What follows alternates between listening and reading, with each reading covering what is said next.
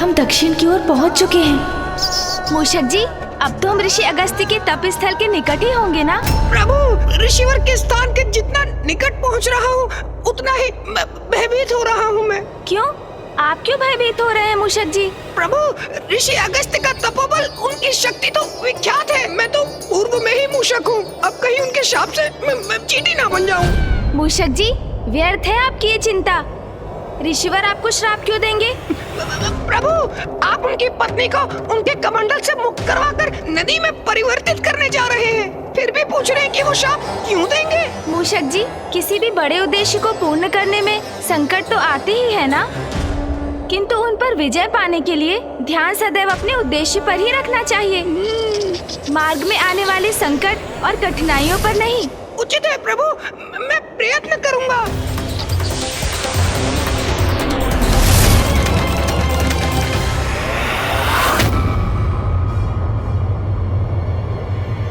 वो देखिए मूषक जी, वो रहे ऋषि अगस्त्य।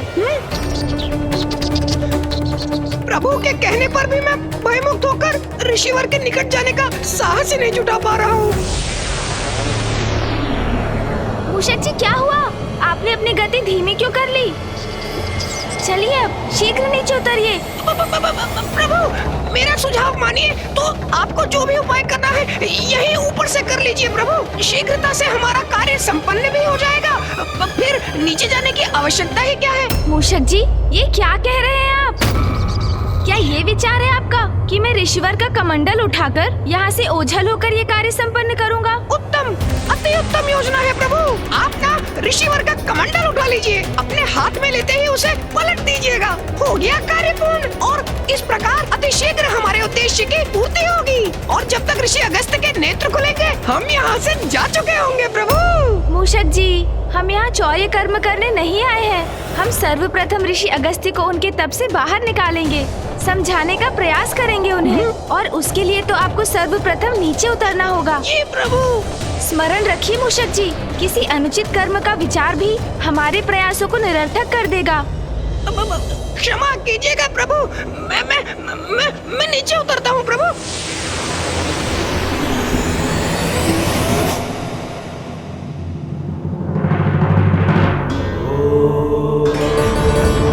इतने दिव्य महान व्यक्तित्व वाले ऋषिवर अगस्त्य के दर्शन पाकर मैं धन्य हुआ आज।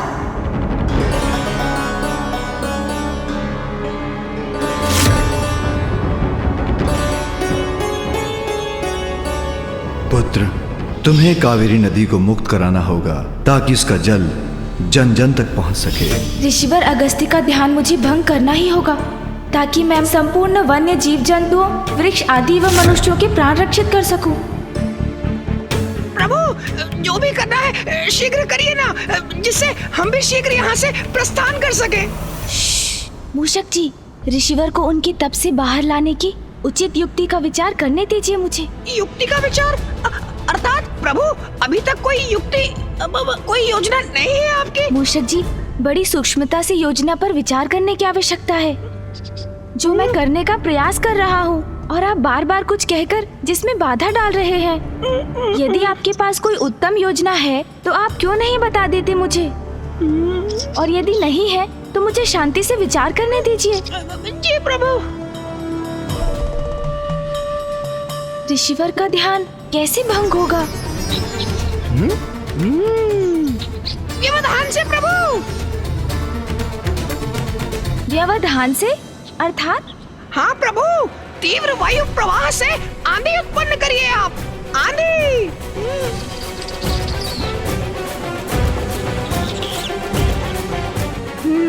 उचित है मूषक जी। जी प्रभु।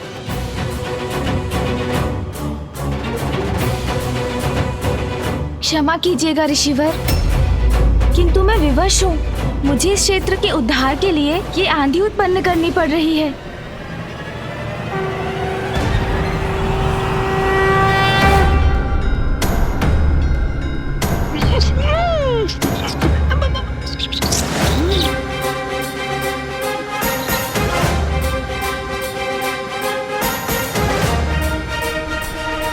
प्रभु तो आंधी उत्पन्न कर रहे हैं, किंतु ऋषिवर के नेत्र खुलने पर कैसा बवंडर उत्पन्न होगा। किसे ज्ञात, छिपने में ही भलाई है।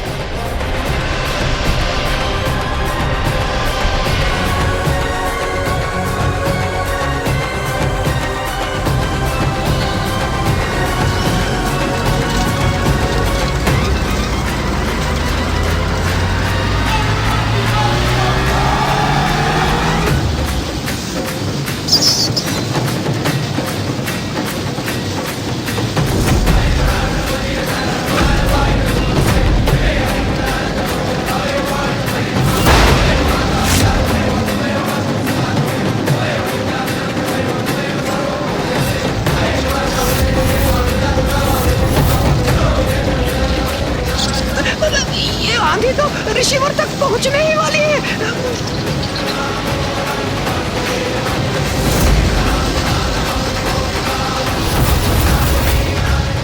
कहीं इस वायु प्रवाह की आंधी के स्पर्श से ऋषिवर के क्रोध का ज्वालामुखी न फट जाए।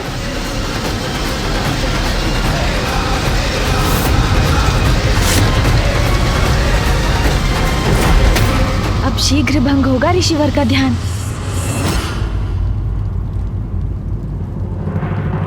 विश्वास है मुझे गणेश सर्व समर्थ है, किंतु फिर भी मैं सशंकित हूँ।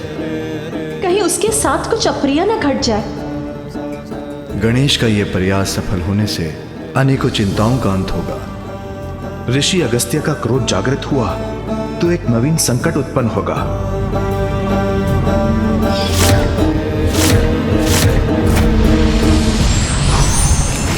कैसी विकट परिस्थिति है ये। किसकी अधिक चिंता करूं मैं, इस बवंडर के टकराव से ऋषि अगस्त्य के ध्यान भंग होने की, अथवा बवंडर द्वारा इस कमंडल के गिरकर उल्टा हो जाने की। दोनों ही अवस्थाओं में गुरुदेव ऋषि अगस्त्य कहीं क्रोध में आकर गणेश को कोई श्राप न दे बैठे। तपोबल के धनी ऋषि अगस्त्य ने यदि श्राप दिया तो वह अकाट्य होगा।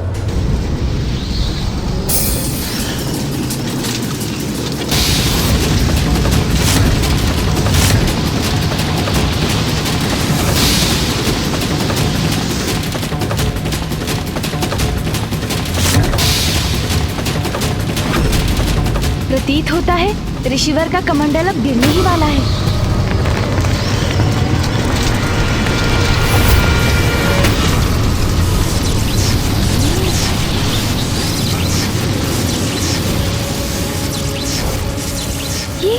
ये क्या हुआ? ऋषिवर के चारों ओर स्वर्णिम सुरक्षा का घेरा कैसे उत्पन्न हो गया? ज्ञात करता हूँ।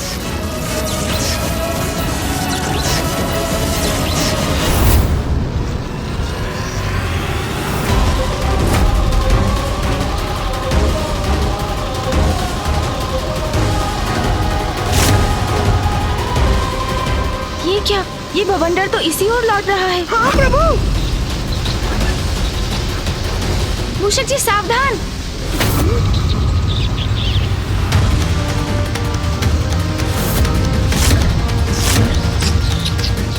इससे रक्षित होना होगा।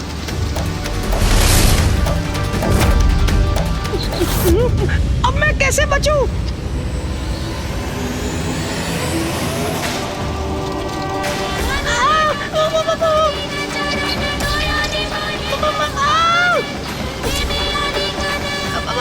प्रभु, कुछ कीजिए प्रभु, रोकिए इस बवंडर को।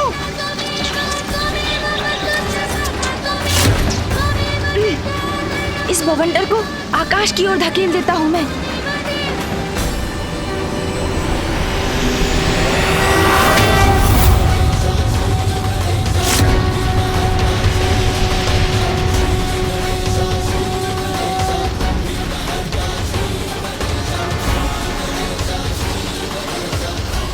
हम रक्षित हो गए प्रभु। मूषक जी, अब हम सुरक्षित हैं। अब ये वायु प्रवाह तो शांत हुआ, किंतु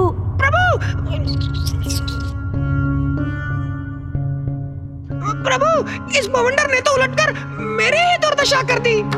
हाँ मूषक जी, हमारा ये उपाय तो व्यर्थ हुआ। अब कुछ और सोचना होगा। और सोचना होगा? आप सोचिए प्रभु, मैं तो तनिक विश्राम कर लेता हूँ। इन टहनियों के प्रहार भी विद्युत के प्रहार समान प्रतीत हो रहे थे मुझे। विद्युत, सुना ना आपने प्रभु, विद्युत। हाँ हाँ, आपने अभी कहा था कि जैसे आपको लगा विद्युत प्रहार हो रहे हैं आप पर। नहीं नहीं प्रभु, मैं ये कह रहा हूँ विद्युत का प्रभाव अवश्य होगा रिसीवर पर, उससे इनका ध्यान अवश्य भंग होगा। हाँ, कदाचित ये उचित रहेगा मूषक जी।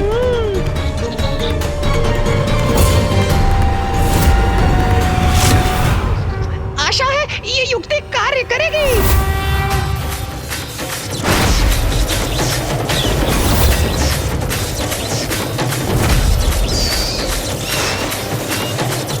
मैंने वायु का सुझाव दिया था तो विद्युत के समान प्रतीत हुआ था। अब विद्युत के सुझाव से कहीं अग्निवार ना हो जाए मुझ पर, मेरा तो छिपना ही उचित है।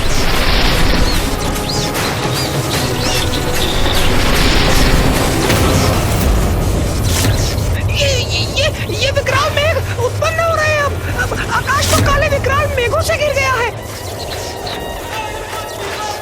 रिसीवर तो अभी भी ध्यान मग्न ही है, किंतु उनका ध्यान भंग होते ही मैं भी संकट में पड़ सकता हूँ। मेरा इस वृक्ष की आड़ से स्वयं को सुरक्षित करना ही उचित है।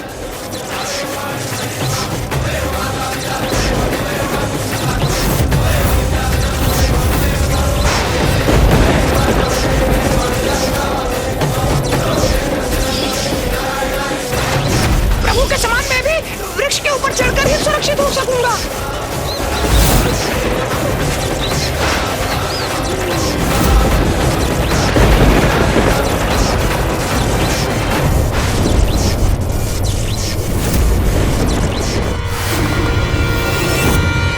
ये गणेश ने ये क्या कर दिया? विद्युत के प्रहार से ऋषि अगस्त्य अवश्य क्रोधित हो जाएंगे। पुत्र गणेश, हमारी चिंता मुझे व्याकुल कर रही है।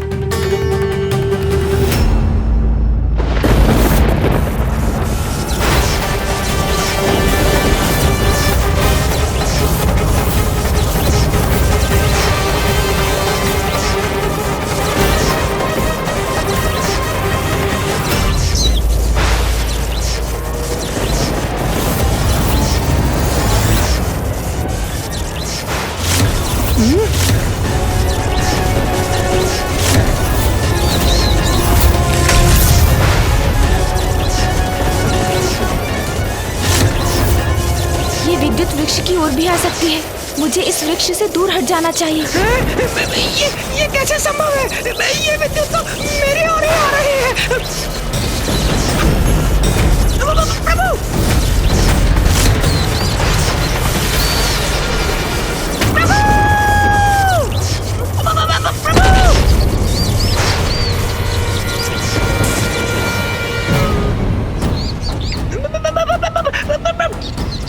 मूषक जी,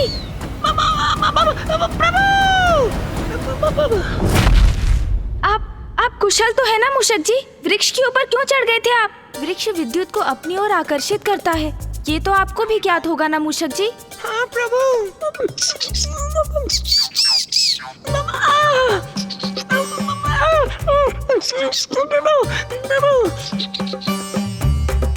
मेरा मुख, मेरा सुंदर मुख, क्या हो गया इसे?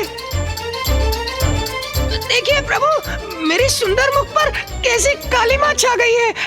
मेरी सुंदरता विलीन हो गई। नहीं मूषक जी, आप तो पूर्व के समान ही दिखाई दे रहे हैं। आपको तो कुछ भी नहीं हुआ।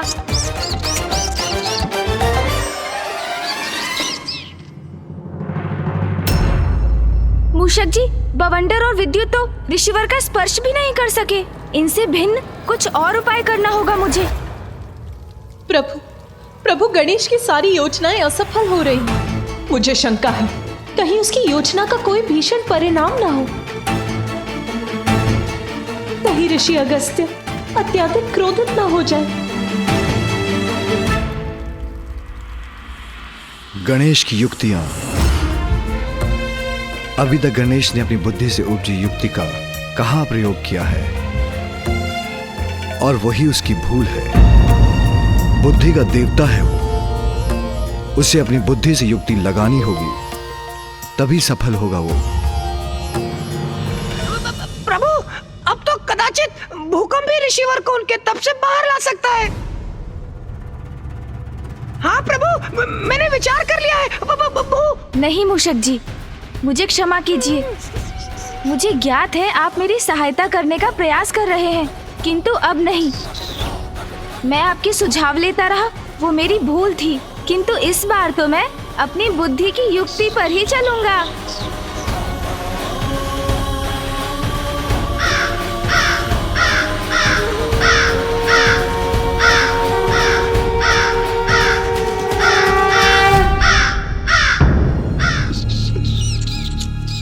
काग?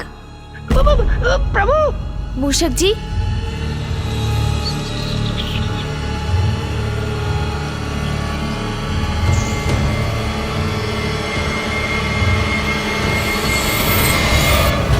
युक्ति तो मिल गई मूषक जी।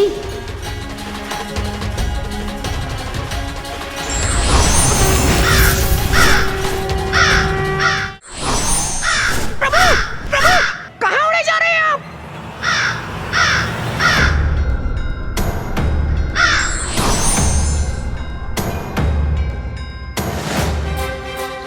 प्रभु, मुझे यहाँ अकेले छोड़ गए। यदि ऋषिवर का ध्यान भंग हुआ तो, और मैं उनकी दृष्टि में पड़ गया तो अवश्य शाप दे डालेंगे मुझे।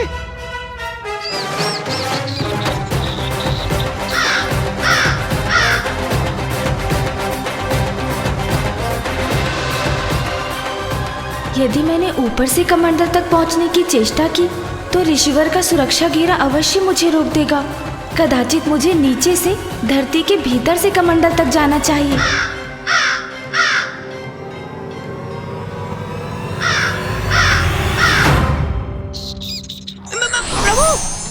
प्रभु, आप लौट आए? हाँ मूषक जी, लौट आया मैं, क्योंकि मुझे आपको एक कार्य सौंपना है। आपको यहाँ से ऋषि अगस्त्य तक धरती में सुरंग बनानी है। सुरंग का निर्माण करना है ऋषिवर तक? हाँ मूषक जी, जिससे मैं सुरंग के मार्ग से ऋषि अगस्त्य तक पहुँच सकूं। विलंब मत कीजिए आप। जैसे आपकी आज्ञा प्रभु। यदि मुझे कुछ हो जाए तो स्मरण रखिएगा कि मैंने अपने प्राण न्यौछावर कर दिए अपनी स्वामी भक्ति में। मैं हूँ ना मूषक जी, फिर क्यों चिंता कर रहे हैं आप? आपको कुछ नहीं होगा, आप शीघ्रता कीजिए, अपना कार्य आरंभ कीजिए आप। जी प्रभु।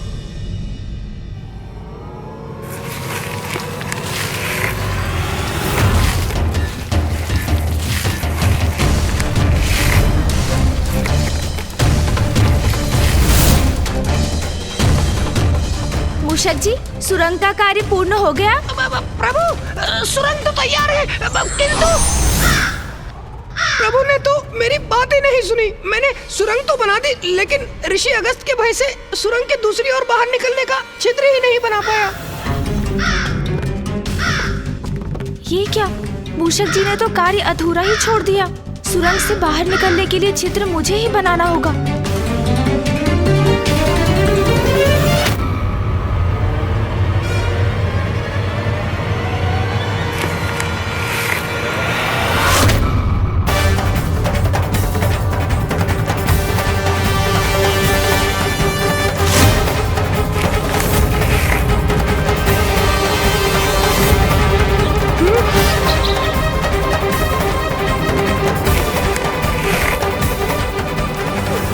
ये क्या? प्रभु तो कमंडल को गिराने वाले हैं।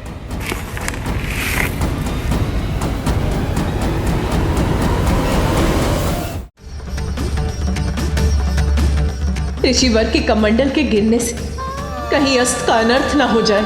विलंब उचित नहीं, शीघ्रता करो गणेश।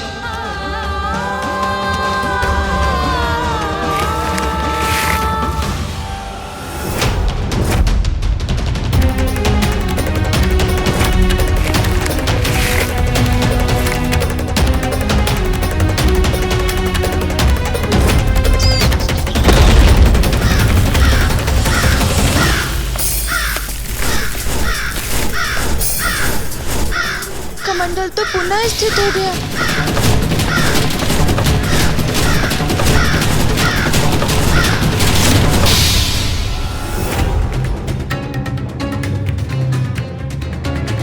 हाँ गणेश, यही युक्ति उचित है।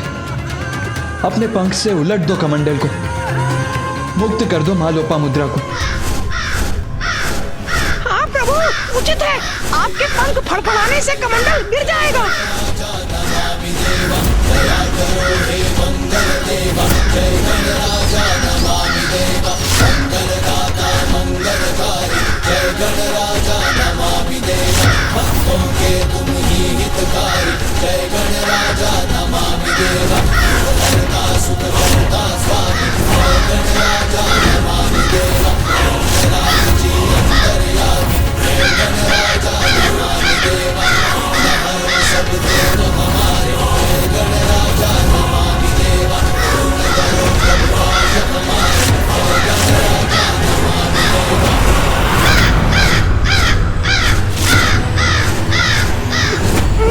ऋषिवर का ध्यान भंग हो गया।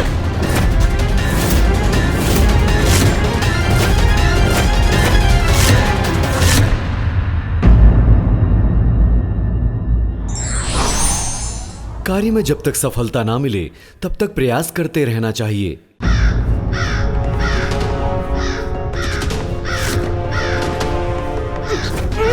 ऋषिवर का ध्यान भंग हो गया।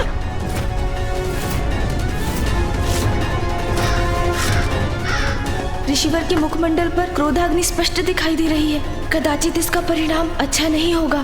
दुस्साहसी काग, मेरा ध्यान भंग करने का दुस्साहस कैसे किया तुमने? दूर हटो यहाँ से। मैंने कहा ना, दूर हटो मेरे कमंडल से। मुझे शीघ्रता से नहीं, अभी तो बुद्धिमानी से कार्य लेना होगा।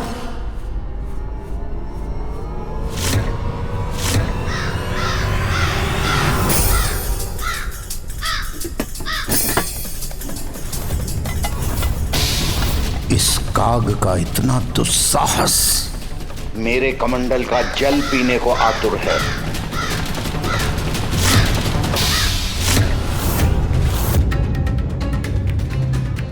मेरी चिंता सत्य ना हो जाए। कहीं क्रोधावश ऋषिवर गणेश को दंडित करने के लिए उसे श्राप ना दे दे।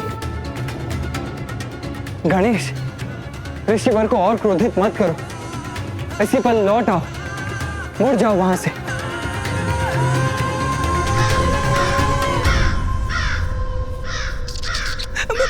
प्रभु संकट में है। नहीं नहीं, मुझे उनकी सहायता के लिए कुछ करना होगा।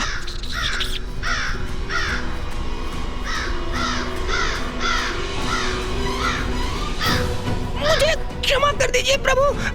मेरे पांव तो ऋषि अगस्त के भय के कारण जड़ हो गए हैं, आगे ही नहीं बढ़ रहे।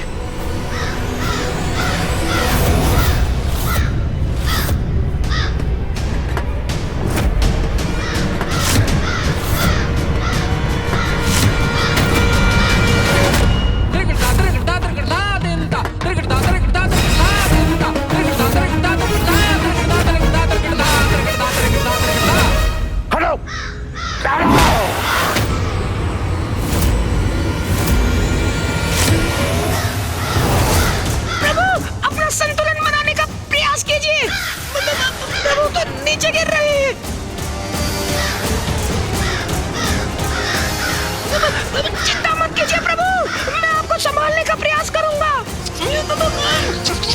प्रभु, मैं आ रहा हूँ प्रभु, मैं आ रहा हूँ।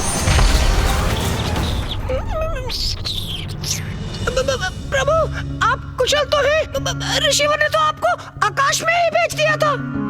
हाँ मूषक जी, मैं सुरक्षित हूँ, कुशल भी हूँ। जो हुआ उसमें ऋषिवर का कोई दोष नहीं है। वो तो मात्र अपना कमंडल सुरक्षित करने के लिए अपने हाथ से मुझे दूर करने का प्रयास कर रहे थे और उनका हाथ मेरे पंख पर लग गया, जिससे मैं दूर आकाश की ओर चला गया। सुरक्षित है मेरे पुत्र गणेश।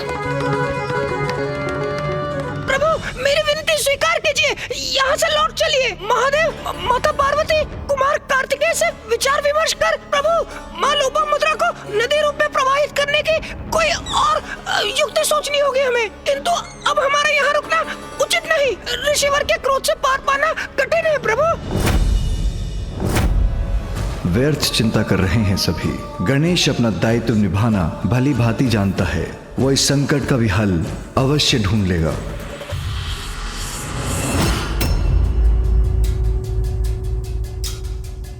अब दूर हट गया वो काग, पुनः ध्यानस्थ होता हूं मैं।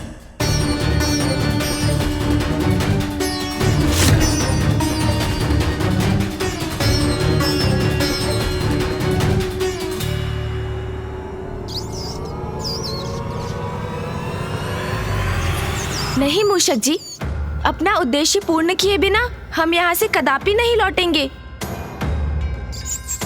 स्थिति विकट है। ऋषि अगस्त्य का क्रोध सर्वज्ञात है, किंतु कठिनाई से भयभीत होकर हम पीछे भी नहीं हट सकते। मूषक जी, जब तक माँ लोपामुद्रा कावेरी नदी के रूप में ऋषिवर अगस्त्य के कमंडल से बाहर नहीं आ जाती, मैं यहाँ से नहीं लौट सकता। चाहे इसका कुछ भी परिणाम हो, वो स्वीकार है मुझे। और इसलिए मैं पुनः प्रयास करने जा रहा हूँ मूषक जी।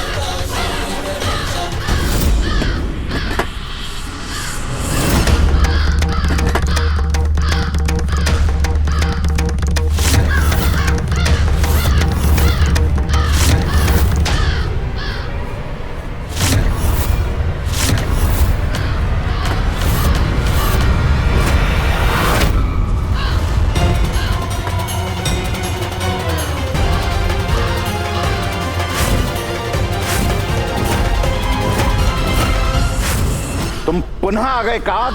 दूर हटो, दूर हटो, दूर हटो मेरे कमंडल से। तुम्हें अपनी सुरक्षा की तनिक भी चिंता नहीं।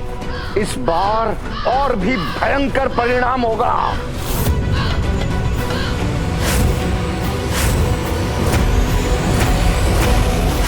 दूर हटो, दूर दूर हटो। काग, तुमने मेरी चेतावनी सुनी नहीं। दूर हटो यहां से।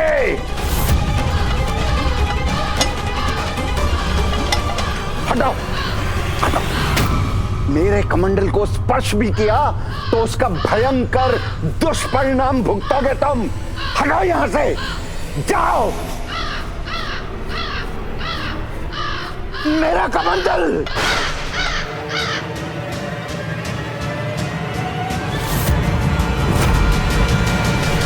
उद्दंड काग, इस कमंडल को सुरक्षित स्थान पर रखते ही तेरी उद्दंडता का कठोर दंड दूंगा मैं।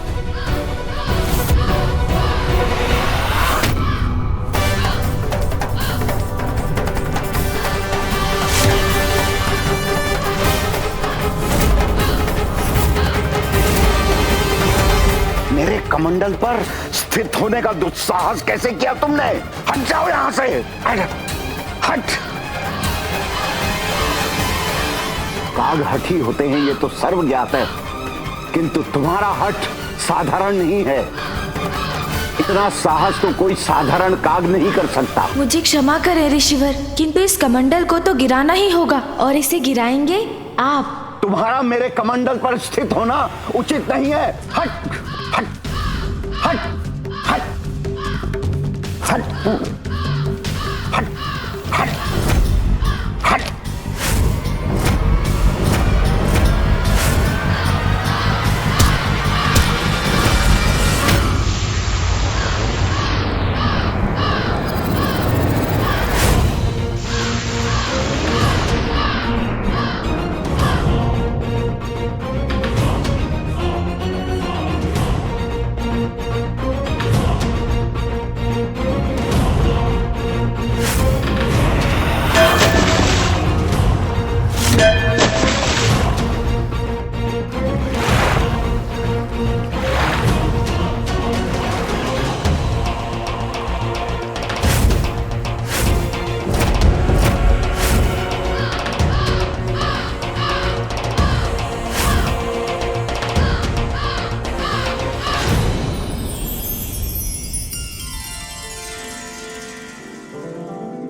माता, आप कमंडल से बाहर आइए। हाँ माता लोपामुद्रा, आपके स्वामी अगस्त्य ऋषि अपने हाथ से आपको प्रवाहित होने का संकेत दे रहे हैं।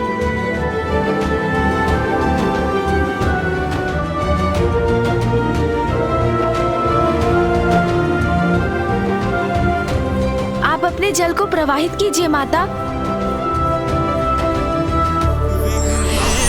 प्रणाम माता लोपामुद्रा।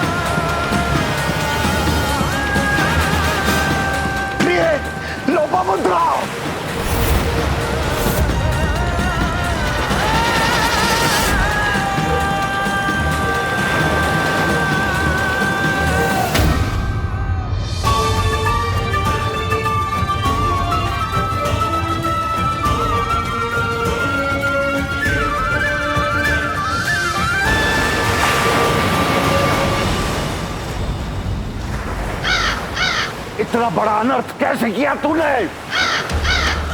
प्रभु, अब ऋषिवर के क्रोध से अपनी रक्षा कैसे करेंगे आप? दुष्ट काग, रुक, मैं तुझे श्राप देता हूँ। ऋषिवर का क्रोध अपने चरम पर पहुंच चुका है।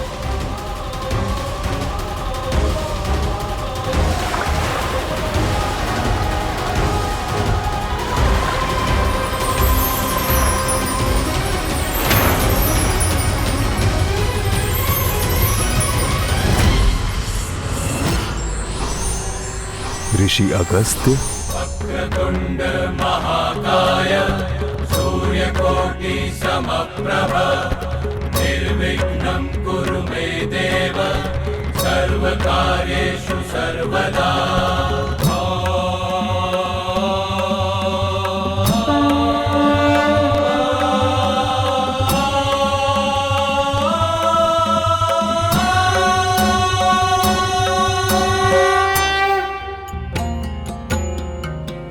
प्रणाम प्रभु महागणपति, प्रणाम प्रथम पूज्य गणेश।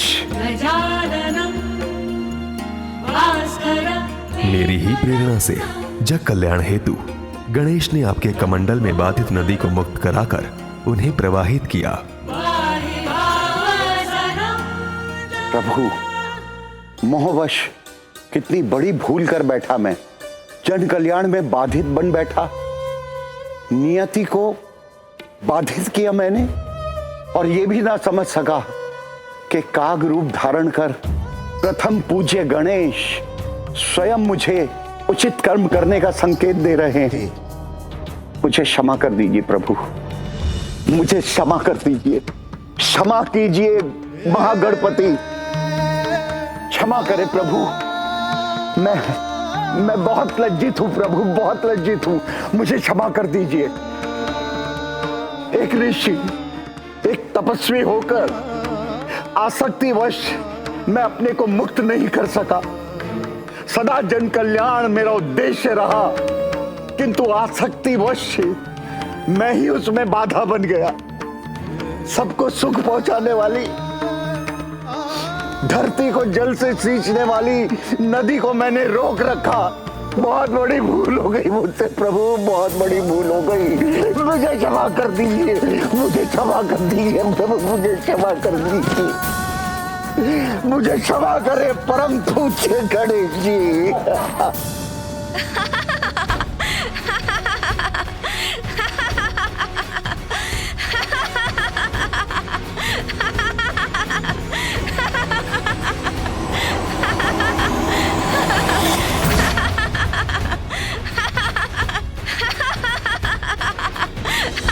आप मेरी भूल पर हंस रहे हैं परम पूज्य गणेश।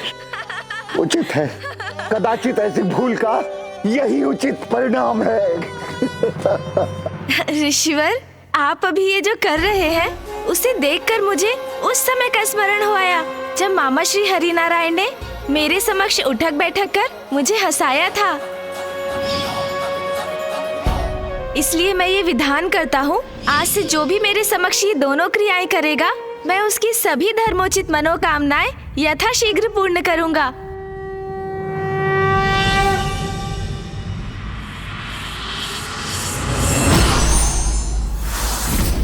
और ऋषिवर, आप भी मुझे क्षमा करें। मेरा आशय आपको दुख पहुंचाने का कदापि नहीं था। भूल तो मुझसे हुई थी। मेरे द्वारा सागर जलपान से ही यहाँ सूखा पड़ा था। उसी सूखे की समाप्ति के लिए नदी प्रवाहित करना चाहता था, किंतु पत्नी प्रेम वश में उसमें स्वयं बाधा बना। ये भी भूल गया कि लोपामुद्रा का जन्म दक्षिण के अकाल को समाप्त करने के लिए ही हुआ था। किंतु अब तो भूल का सुधार भी हो चुका है। देखिए ना ऋषिवर, अब तो नदी प्रवाहित भी हो रही है।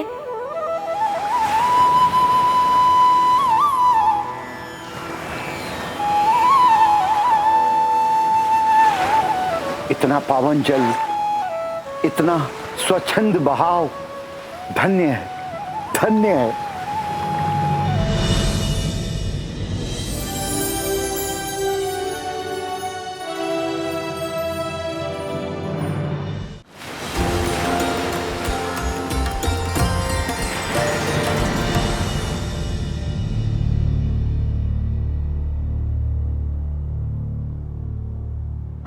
प्रभु, जल, प्रभु कृपा कीजिए, जल।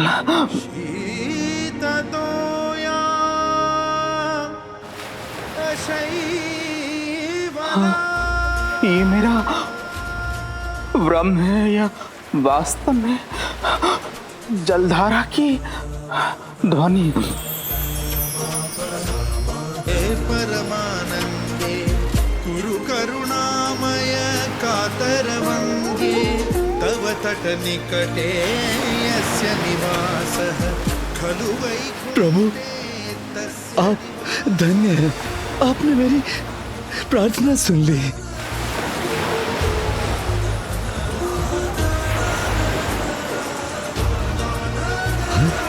हाँ,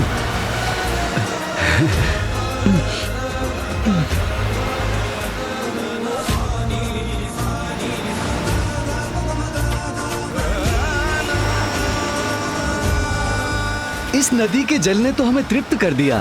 अब हम अपना जीवन यापन करने में समर्थ हैं।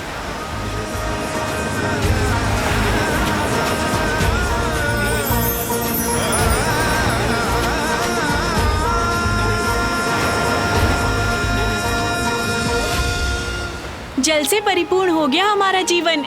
अब कोई कमी नहीं है हमारे जीवन में। इस जलधारा ने तो हमारा जीवन ही सुखमय बना दिया। जल क्रीड़ा में बहुत आनंद आ रहा है।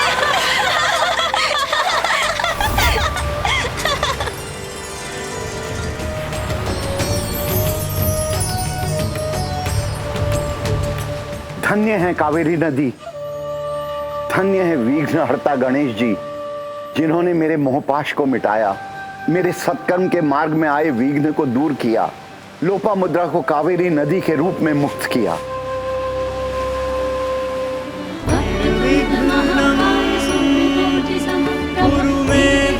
माँ लोपामुद्रा का कावेरी नदी के रूप में प्रवाहित होने से मेरा कार्य संपन्न हुआ। अब दक्षिण में कभी जल का अभाव नहीं रहेगा। देखा स्वामी, जो कोई नहीं करना चाहता था, जो कोई नहीं कर सकता था, वो हमारे पुत्र गणेश ने कर दिखाया।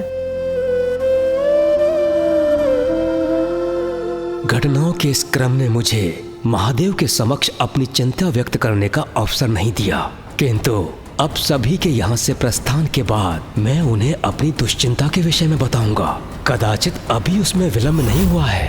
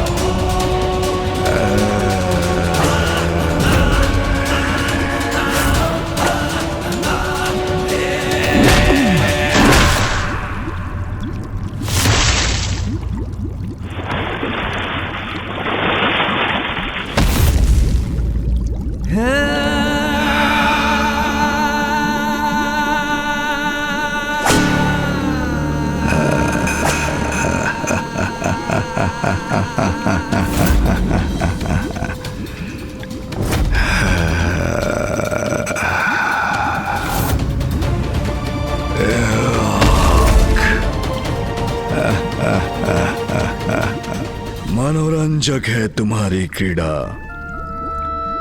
किंतु इसका अंत तुम्हारे अंत के साथ ही होगा, क्योंकि सर्वश्रेष्ठ जलंधर से किसी का बच पाना असंभव है।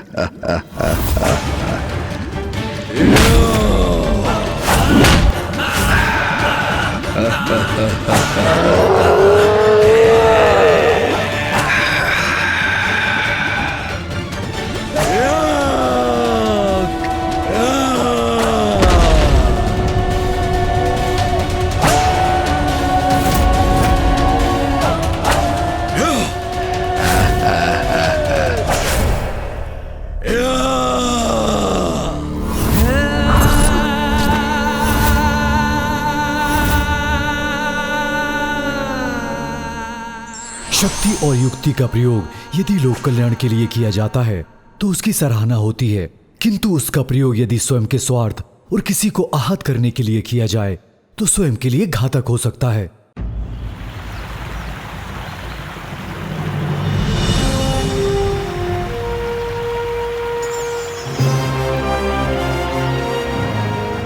ऋषिवर, आपके कमंडल से निकला कावेरी नदी का ये जल सदा क्षेत्र को हरित रखेगा और यहाँ सदा समृद्धि का विस्तार करेगा।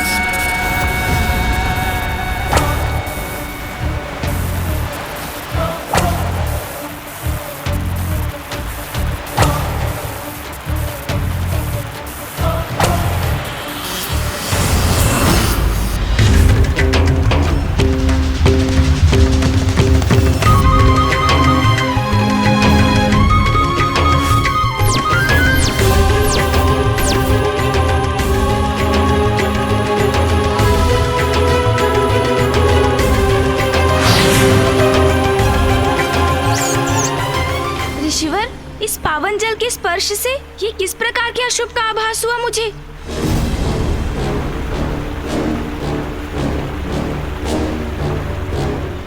गणेश जी, ये किसी बड़े महासंकट की पूर्व सूचना है।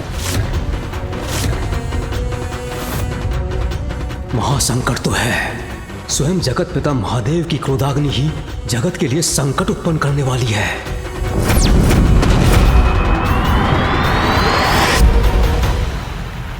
संसार अवश्य किसी भयंकर महासंकट का सामना करने वाला है गणेश जी।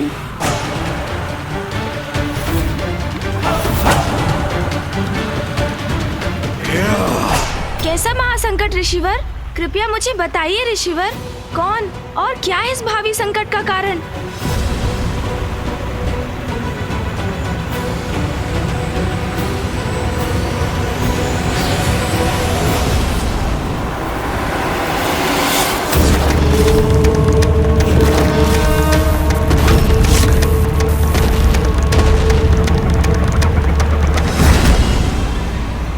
महादेव की क्रोधाग्नि, महादेव की क्रोधाग्नि, महादेव की क्रोधाग्नि, महादेव की क्रोधाग्नि, महादेव की क्रोधाग्नि। महादेव, वो है आपकी क्रोधाग्नि।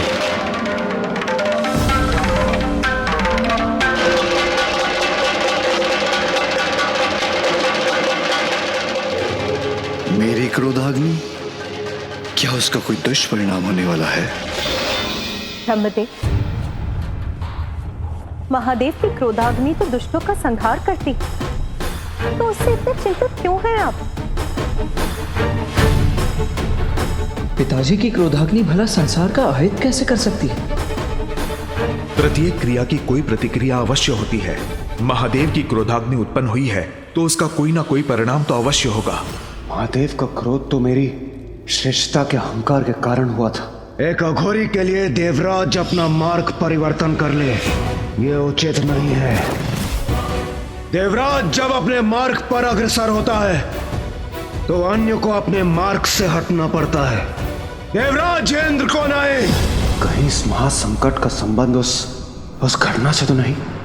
महादेव को मैं अपनी चिंता से अवगत कराने का प्रयास कब से कर रहा हूं, किंतु ऋषि अगस्त्य के प्रसंग के कारण मुझे इसका अवसर ही प्राप्त नहीं हुआ। किंतु महादेव, मेरी आशंका यदि सत्य हुई तो उसके गंभीर परिणाम होंगे। विनाश, हाँ, मात्र विनाश ही होगा।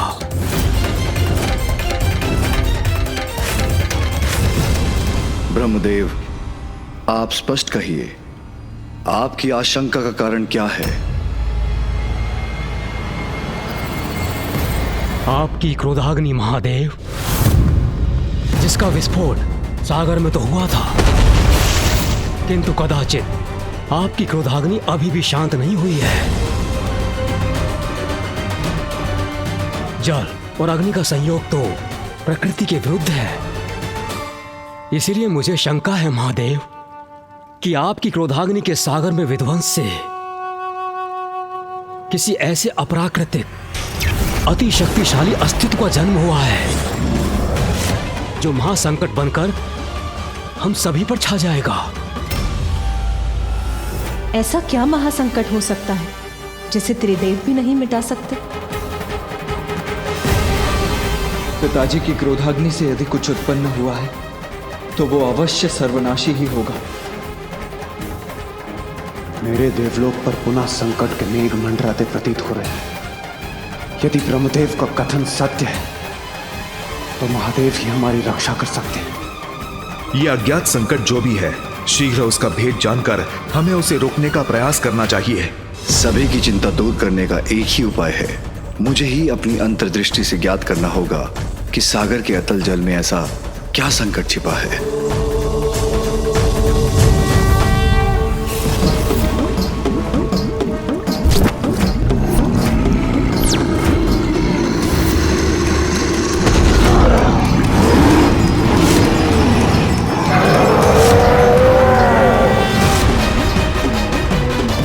महासंकट तो अवश्य उत्पन्न हो गया है। ब्रह्मदेव का चिंतित होना उचित है।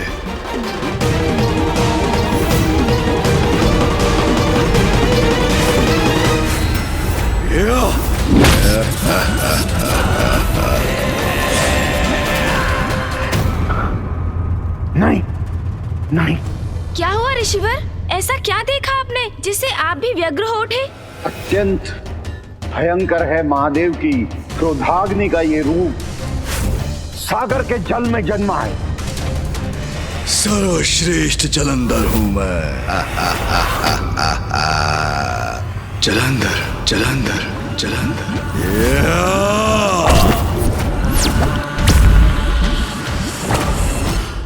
जलंधर? मेरी शंका सत्य थी महादेव। किसे ज्ञात है आपकी क्रोधाग्नि का ये भीषण परिणाम सागर में उत्पन्न होकर वहां कैसा आतंक फैला रहा होगा।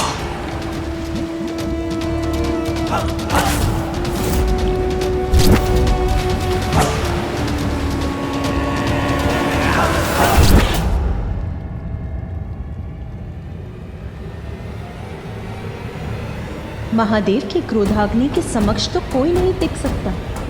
तो फिर ये जलंधर कौन है जो इससे भी रक्षित रहकर जीवित रहा? आनंद आएगा मुझे भक्षक मीन का भक्षण करने में।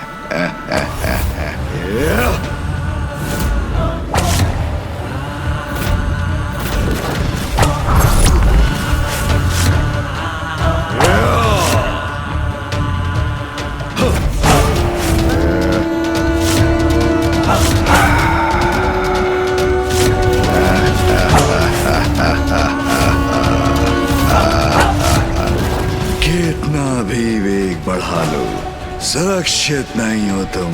मैं सर्वश्रेष्ठ जलंधर पराजय स्वीकार नहीं करता।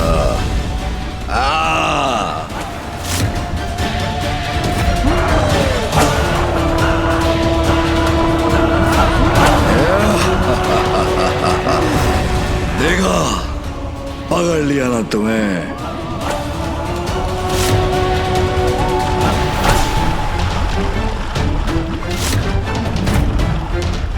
मैं सर्वश्रेष्ठ जलंधर, मुझसे कोई बच नहीं सकता। चलो मेरे संकेत पर।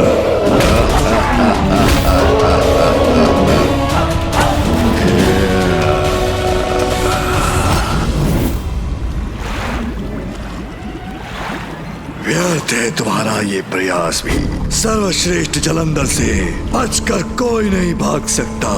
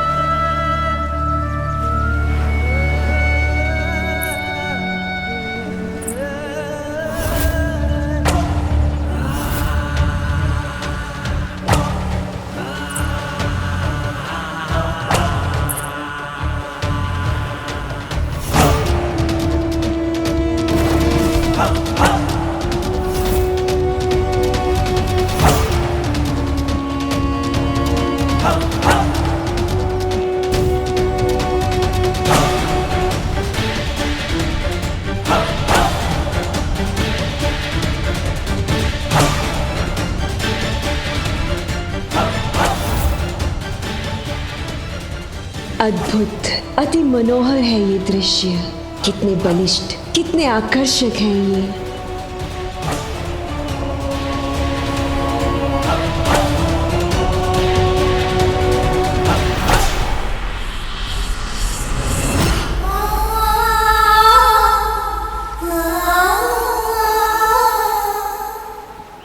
व्यर्थ आकर्षण का समय नहीं है मेरे पास।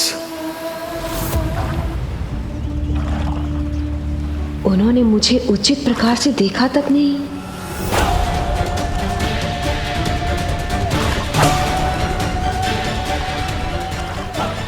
उनके द्वारा अपना ये तिरस्कार स्वीकार नहीं है मुझे। ओम श्री विष्णुवे नमः।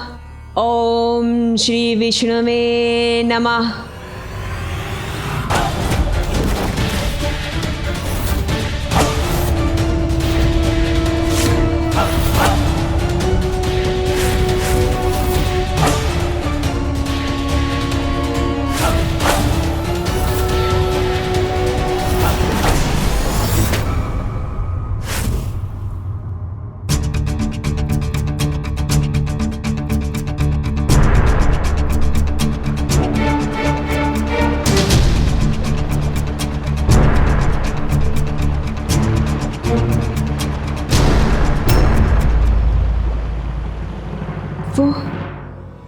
वो मुझे देखकर मुस्कुराए क्यों नहीं? मेरे मुस्कुराने पर उन्होंने अपना मुख क्यों मोड़ लिया? जैसे उन्हें मुझसे घृणा हो।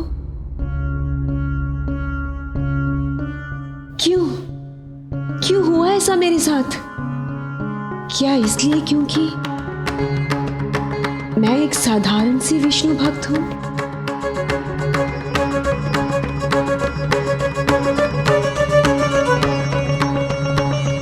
ओम श्री विष्णुवे नमः। ओम श्री ओम श्री विष्णु। अब इस जाप में मेरा मन ही नहीं लग रहा।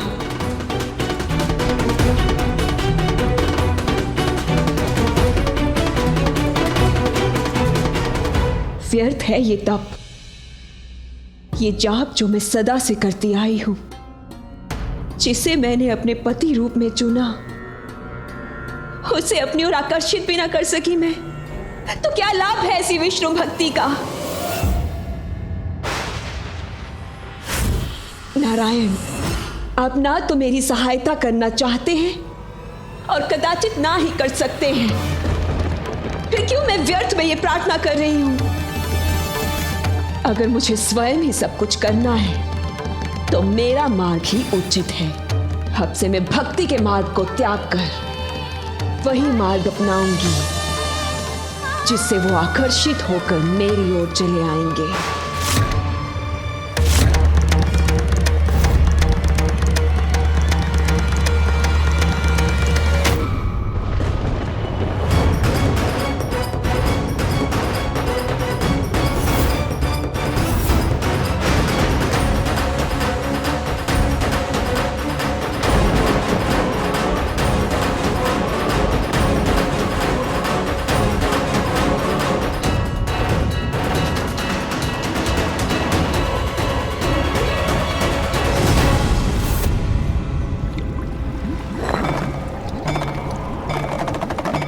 स्वादिष्ट भोजन के बाद अब इसे अपना अस्त्र भी बनाऊंगा मैं।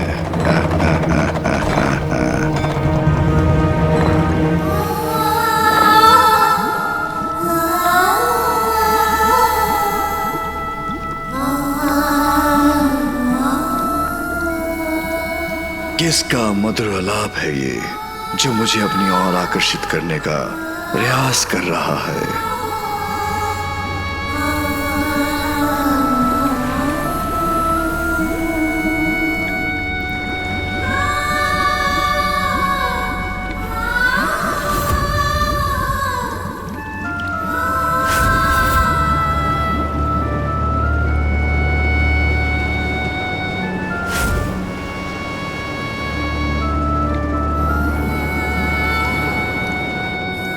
ये प्रकाश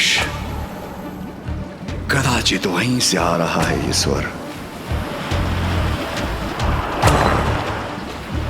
अभी ऊपर जाकर देखता हूं।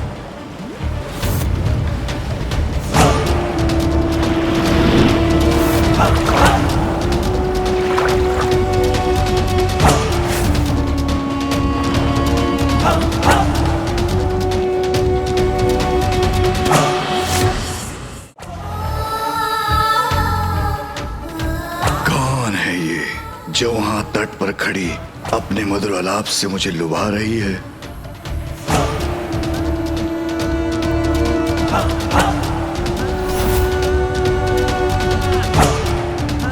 कदाचित सर्वश्रेष्ठ जलंधर का इससे भी भेंट करने का समय आ गया है।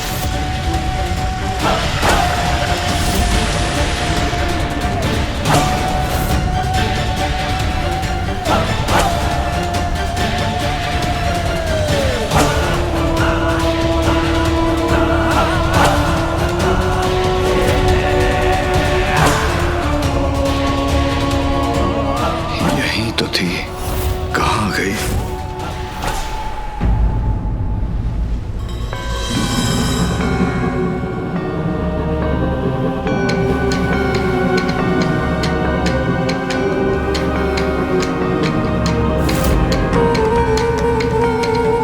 ये पांव के चिन्ह तो उसी के हैं, तो यहीं होगी। क्रीड़ा कर रही है मेरे साथ।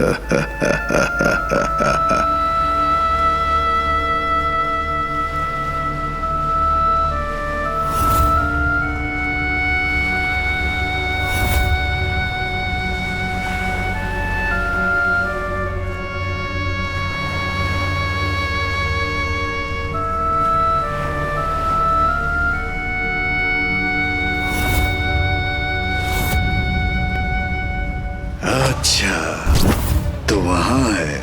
कदाचित उसे ज्ञात नहीं, सर्वश्रेष्ठ जलंधर के साथ क्रीड़ा का तो एक ही परिणाम होता है।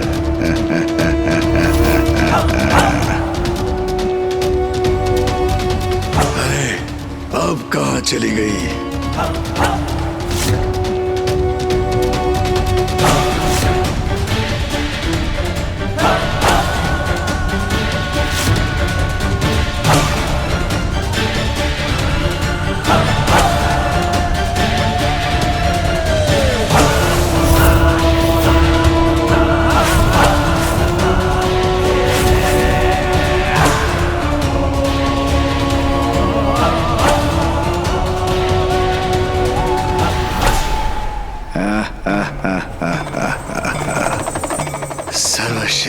जलंधर से लुका छिपी अभी इस लुका छिपी की क्रीड़ा का अंत करता हूं।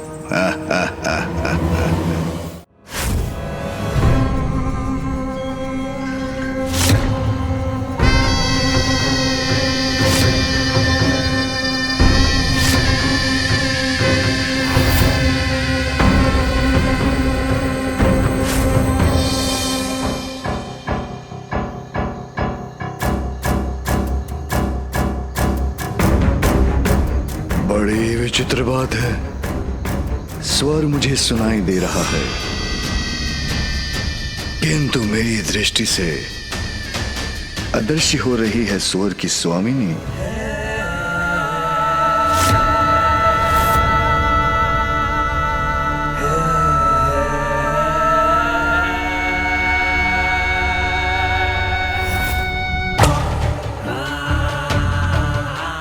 चाहे कुछ भी हो, उस तक तो पहुंच कर ही रहूंगा मैं।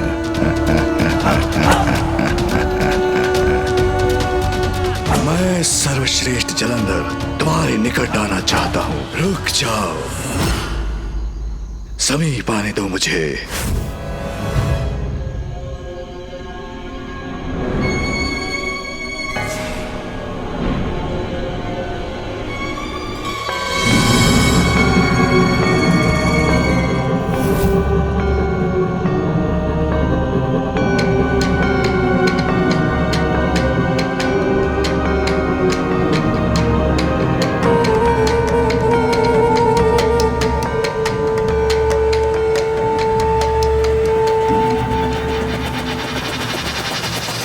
कौन हो तुम?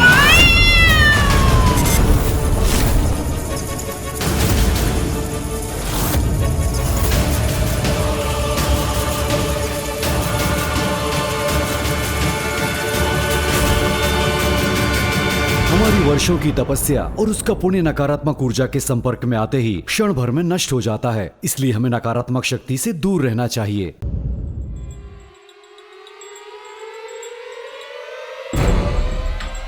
इतना क्यों सताया मुझे? कब से तुम्हारी प्रतीक्षा कर रही हूं मैं। कौन है ये मायाविनी? मेरी प्रतीक्षा क्यों कर रही थी ये?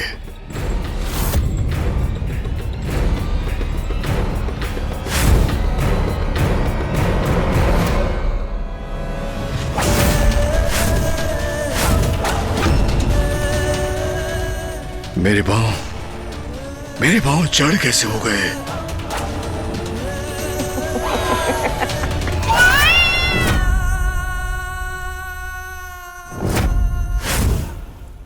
ये कैसा मकड़ जाल है? कौन है ये मायाविनी? देखा, तुम्हें अपने जाल में फंसा लिया ना मैंने। या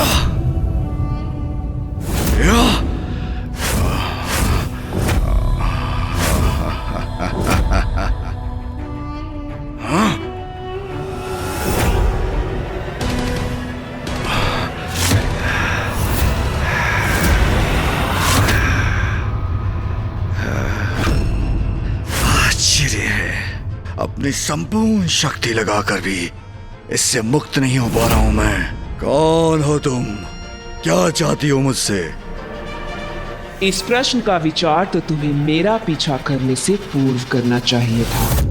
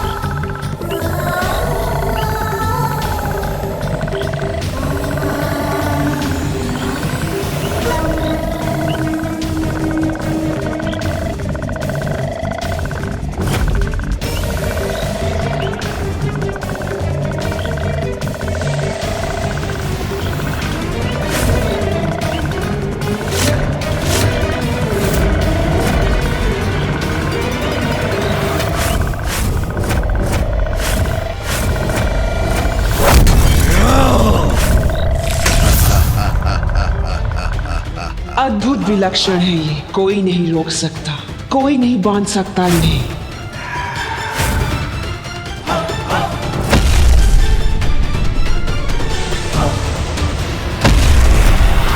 सर्वश्रेष्ठ जलंधर हूं मैं।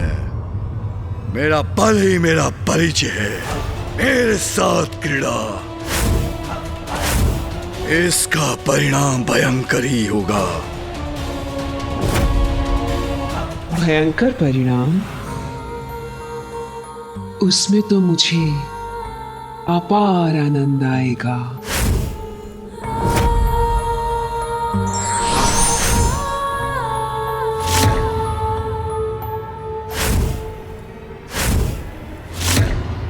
मैं ही करती हूं इस क्रीड़ा का आरंभ।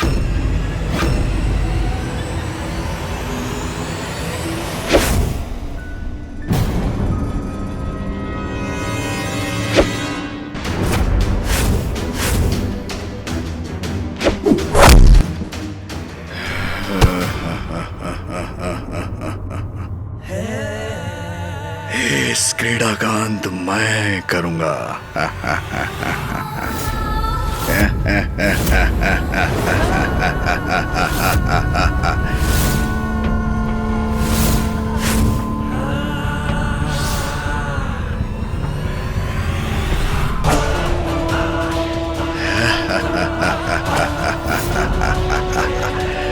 मायाविनी, तुम मेरा स्पर्श भी नहीं कर पाओगी। सर्वश्रेष्ठ जलंधर हूं मैं।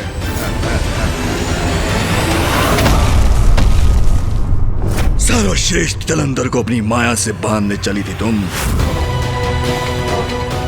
हाँ? रुक जाओ, अभी इस क्रीड़ा का अंत नहीं हुआ है। तुम मेरे मोहपाश से बचकर कहीं नहीं जा सकते, सर्वश्रेष्ठ जलंधर।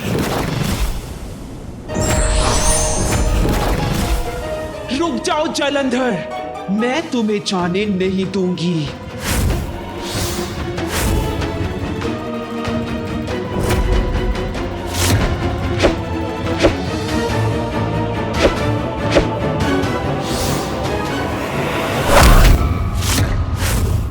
असंभव है सर्वश्रेष्ठ जलंधर को रोक पाना।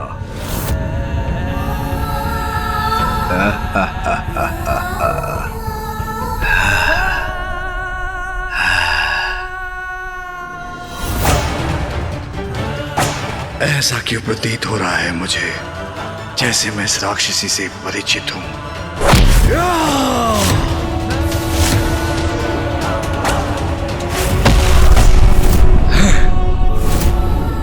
जो भी है विचित्र है, ये मायाविनी है, अद्भुत है इसकी शक्ति।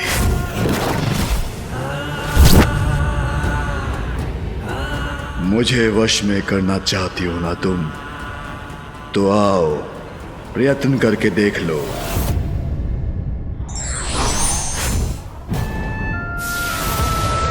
आ रही हूं मैं।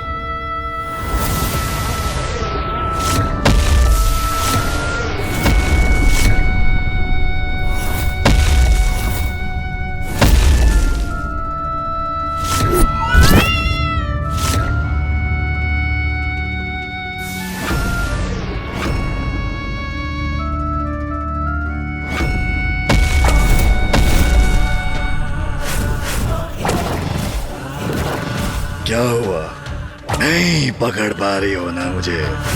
असाधारण हूँ, सर्वश्रेष्ठ हूँ, जलंधर हूँ मैं।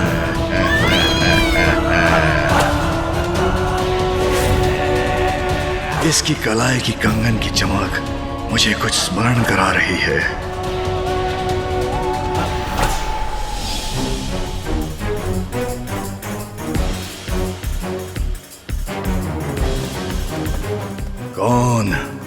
कौन थी वो बालिका?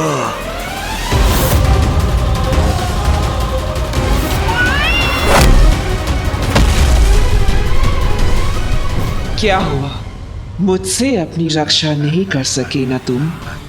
लो, कर लिया मैंने तुम्हें अपने वश में। अब हुआ हमारी इस क्रीड़ा का अंत।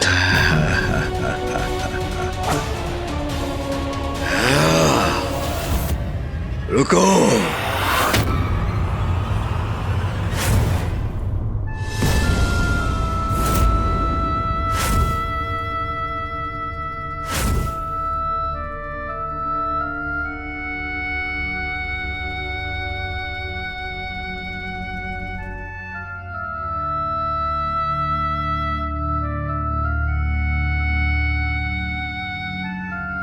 ये कंगन तो मैंने पूर्व में भी कहीं देखा है।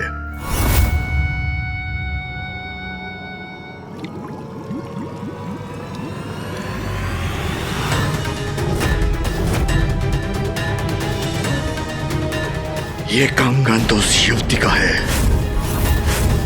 जिसने मेरी रक्षा की थी।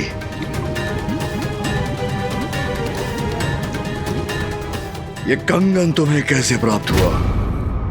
क्या तुमने इस युवती का वध कर उसको अपना आहार बना लिया है? बोलो, मेरे प्रश्नों का उत्तर दो। बोलो, क्या किया तुमने उसके साथ? शांत क्यों हो? मेरे प्रश्नों का उत्तर दो।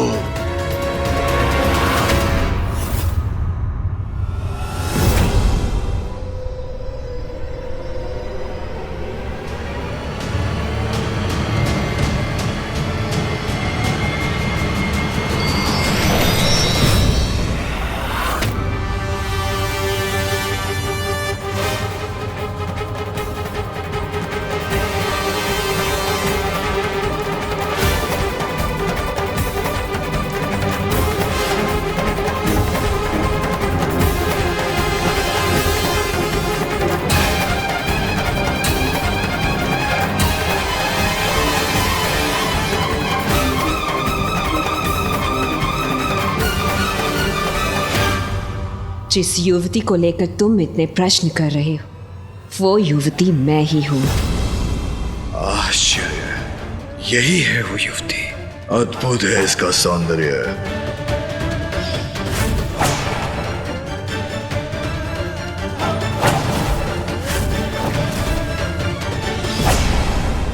किंतु जब मैंने तुम्हें देखा था तब तो तुम साधारण सी युवती थी। तो अब तुमने ये रूप कैसे धारण किया? इतना परिवर्तन क्यों और कैसे? तुम्हारे लिए। ये सब मैंने सिर्फ तुम्हारे लिए किया है जलंधर। मेरे लिए? अर्थात? अपनी बाल्यावस्था से ही मैं सदा विष्णुदेव की भक्ति में लीन रहती थी। फिर एक दिवस मेरी दृष्टि तुम पर पड़ी और उस दिवस से मैं नारायण की भक्ति को छोड़कर तुम्हारी भक्त हो गई।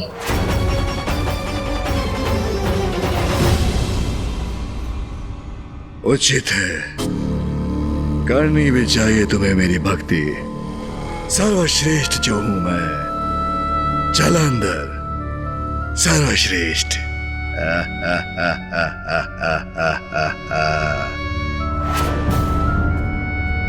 किंतु तुम्हारे पास तो मेरे लिए समय ही नहीं था। मैं तुम्हारी एक झलक के लिए ललायत रहती थी और तुमने मुझे देखकर भी अनदेखा कर दिया।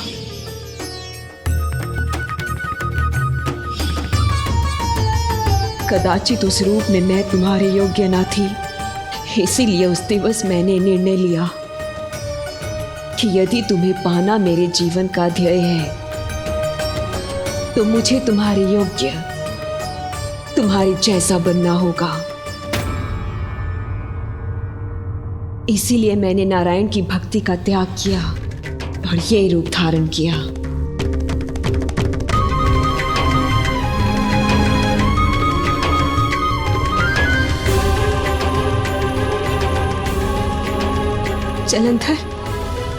जलंधर, मैं नारायण की भक्ति नहीं,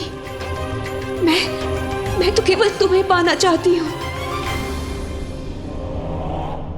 मैं वृंदा हूँ और मुझे ये वरदान प्राप्त है कि मेरे जीवित रहते मेरे पति की मृत्यु कभी नहीं हो सकती, अर्थात मेरे जीवित रहते तुम्हारी मृत्यु कभी नहीं हो सकती जलंधर। और तुम तो इतने बलशाली हो कि मेरी मृत्यु कभी होने ही नहीं दोगे। सोचो, हम दोनों साथ मिलकर समस्त संसार पर अनंत काल तक राज करेंगे, राज करेंगे।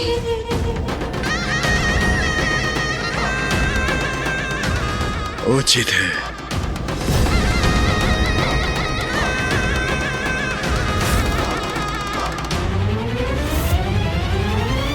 तब तो हमें शीघ्र विवाह कर लेना चाहिए। सर्वश्रेष्ठ कपट बुद्धि की स्वामिनी का विवाह तो सर्वश्रेष्ठ जलंधर से होना ही उचित है।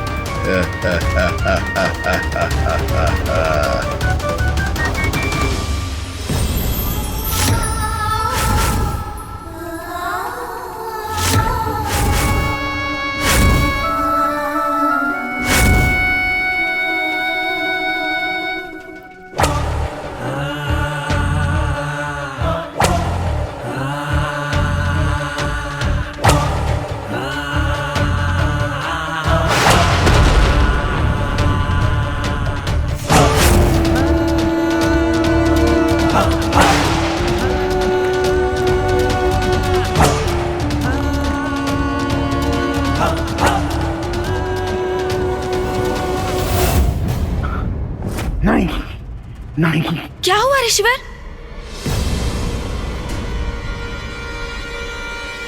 गणेश जी, अभी तक तो केवल जालंधर ही एकमात्र चुनौती था, अब उसके साथ एक और कपटी कुटिल शक्ति भी जुड़ गई है।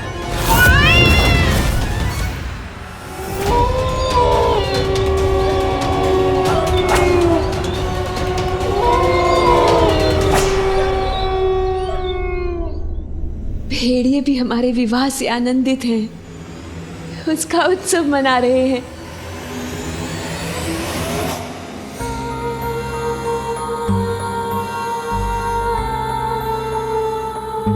अंततः जिससे मैंने प्रेम किया, जिसको पाने की लालसा रखी, अब पूर्ण रूप से उसका साथ पा ही लिया मैंने।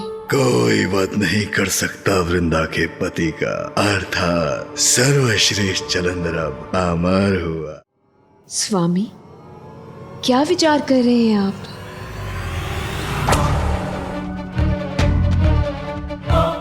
जब मैं सागर के भीतर था तभी मुझे आभास हो गया था कि महानता की चरम शिखर पर पहुंचना मेरी नियति है।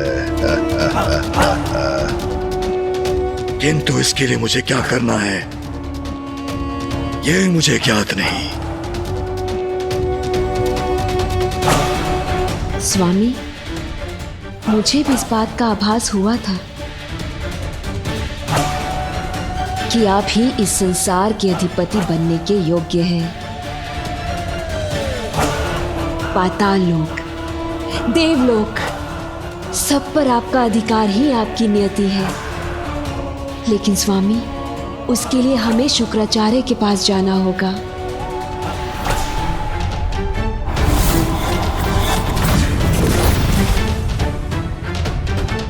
शुक्राचार्य? हाँ स्वामी, असुर गुरु है शुक्राचार्य। वही हमें संसार पर विजय प्राप्ति का मार्ग सुझाएंगे। गुरु शुक्राचार्य के मार्गदर्शन में स्वामी अवश्य सर्वोच्च पद पर स्थापित होंगे। सर्वश्रेष्ठ जलंधर अब महानतम जलंधर भी होगा। गणेश जी, मैं आपकी क्या सहायता कर सकता हूँ? ऋषिवर, आपने मुझे इस संकट से अवगत कराया, यही पर्याप्त सहायता है मेरे लिए। अब मुझे यथाशीघ्र कैलाश लौटकर पिताश्री के साथ इस पर विचार विमर्श करना चाहिए। उचित है गणेश जी, महादेव ही इस भयंकर संकट का हल सुलझा सकते हैं। आप शीघ्र प्रस्थान कीजिए। मैं यही लोपामुद्रा का स्मरण करते हुए ध्यान मग्न होता हूं।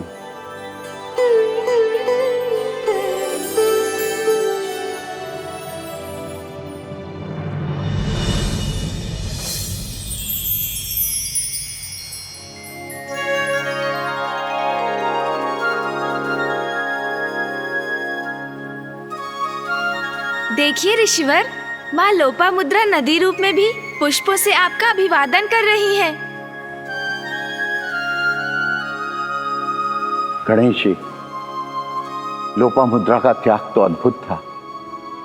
मेरे लिए उसने राजभवन के सारे सुख त्याग दिए और आज इस रूप में भी मेरे प्रति समर्पित है। तो मैं उसका त्याग कर और कहीं कैसे जा सकता हूं? ऋषिवर, आपका और माँ लोपामुद्रा का प्रेम तो अमर है। मैं आपको विश्वास दिलाता हूँ, समय आने पर माँ लोपामुद्रा सदैव प्राप्त होंगी। आप प्रतीक्षा कीजिए ऋषिवर।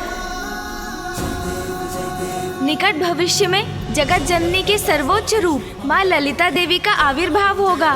तब आपको उनके दर्शन का लाभ होगा और उनसे ही आपको उनकी कथा और उनके सहस्त्र नामों का ज्ञान भी प्राप्त होगा।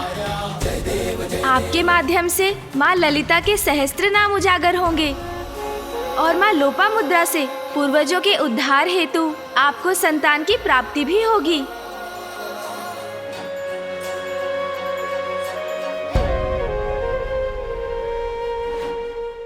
धन्यवाद गणेश जी, आपके आशीर्वाद से मैं कृतार्थ हो गया।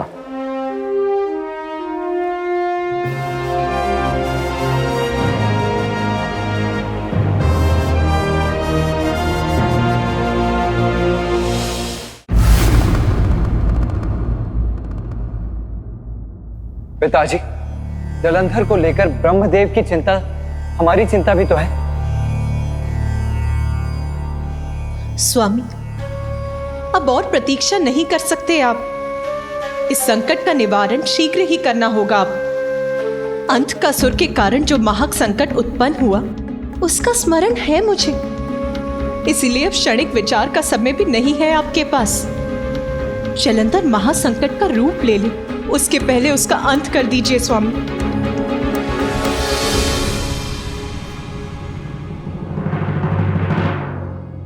मेरी क्रोधाग्नि से अवश्य उत्पन्न हुआ है जलंधर। महासंकट भी बन सकता है, किंतु जिस प्रकार महिषासुर के पाप का घड़ा भरने के बाद उसका अंत किया था आपने, तो फिर मेरा अभी जलंधर का वध करना कहां उचित होगा? मैं ऐसा नहीं कर सकता महेश्वरी।